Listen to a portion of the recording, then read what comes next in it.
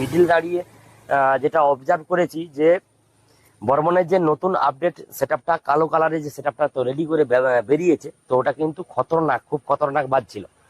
তবে দেখা যাক কালীনগরে কি করতে পারে।